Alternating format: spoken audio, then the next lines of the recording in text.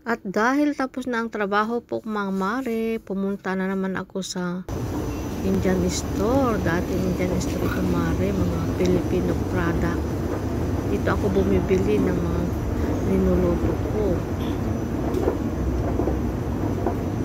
Ngayon, malaki ng mall, malaki ng supermarket ngayon.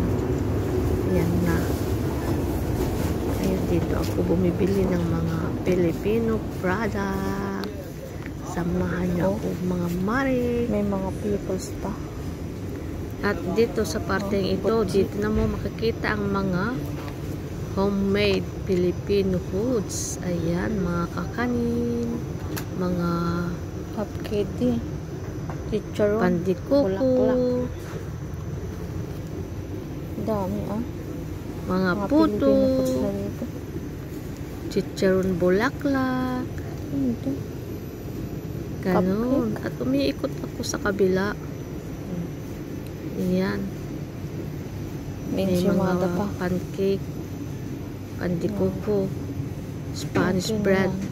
At dito naman sa banda rito, dito naman yung mga cake. Mga yan. Ngayon ko lang napansin na meron palang cake Oh, na may ngayon. meron pang mga cake At na. iba't ibang klase pa, iba't Wow. ibang flavor. May mga cake At na meron dito. akong nakita, napakaganda. Cake. Napakaganda ang design. May mga cake na dito. Parang teddy bear na maliit. Merong mga chocolate, iba't ibang flavor, may mango, may violet dyan. Ayan. At iba pa, may cheese. Pero gustong gusto ko yung mango. Yan ang mga gusto kong flavor, mango, mga vanilla flavor. May mga kwan pala Ayun, dito nasa na. taas May yung mga green. yung cake na. Pan yan, ibang tawag yung green na Oo.